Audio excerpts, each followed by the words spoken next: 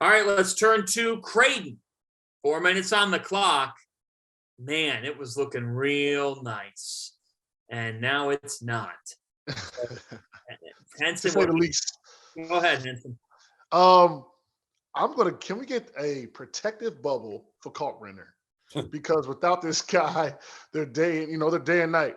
They need to protect him at all costs, put him in a bubble, put him in a humidifier in the room. He had an illness against Marquette. Do something to get this guy, make sure they have this guy available, because without him, they look like a different team. And I don't think anyone realized that'd be that big of a difference without him. But yeah, can we get him some type of protective, that movie, The Bubble Boy or Bubble Man? We need him to be in that type of setting. So, like when he goes into the gym, we unzip it and we let him walk onto the court, so that's what we need from him.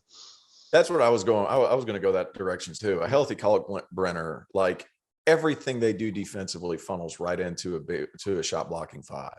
And with him injured, it really dampens their effect defensively. And that's a big thing. Now, offensively, they also have their issues. But a lot of times, if they're able to get stops and get out and run, and a lot of those stops are a result of Kalkbrenner being able to affect so many shots, and then they can hit an outlet and get going, like their offensive struggle. Now, I realize he played in, 9 games? So 3 of those losses he was there for. So, let's not be naive to that fact. But he wasn't healthy. You got to understand what he has, and I can't say exactly what he has, but you can kind of figure it out from what I'm saying right now. Yeah. Affected him before that he came off the floor and couldn't play. So those games leading up to when he took time, that Nebraska game, he was affected by the illness that has kept him off the court since. Right. They need to turn back the clock. That's what they need. Some sort of machine that can turn back the clock to December 1st. Yep. When they can have a healthy Ryan Kalkbrenner. Maybe they lose that game against Texas. And if they do, you were there, John. No shame in that one. But the start of the swoon was Nebraska, BYU, Arizona State, Marquette. With a healthy Ryan Kalkbrenner, they at least split those 4. I don't even think they played well at Texas. They didn't play well. They shot the ball horribly in that game. And the game was intense, and Texas had something to do with that. There's no question about it. But I'll tell you what, Greg McDermott needs a day of relaxation. He needs to go to play golf. Let him play. He loves golf. He needs a spa day. Yeah, let him play golf in Phoenix. Yeah, with Doug. He needs a day with his son. Like to me, guys, the whole Creighton team needs a motivational talk of let the main thing be the main thing. I love that. You can sense that there's some other things happening with that group. And I'll give you guys a story briefly. I'm at Creighton at Texas.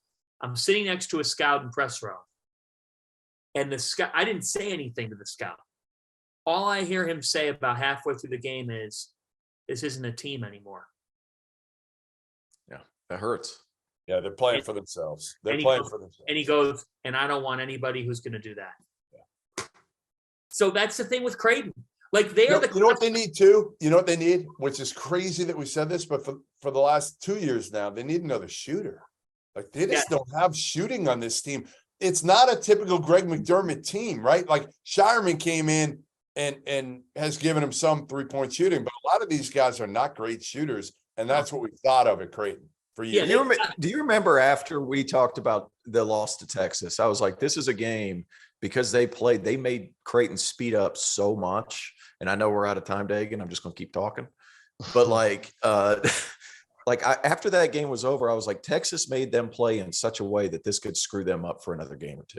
Yeah. And sometimes when things snowball and guys get playing too fast, they get frustrated with each other. But I love your point, John, about keeping the main thing, because there's a lot of things happening in college basketball right now. And if guys get irritated, those irritations can be exponentially worse simply because there's other factors involved, not just not playing well. So they're in a tough spot. Jeff, to your point, Creighton's athleticism and playmaking is on point when it's on. But shooting isn't something that they have game to game. And I don't know if there's an exact solution for that. So, because they're getting high percentage shots at times they're not falling. So they could really use a time machine. It's been a tough go to think that team could ever lose 6 games in a row is wild, and that is exactly what has occurred. All right,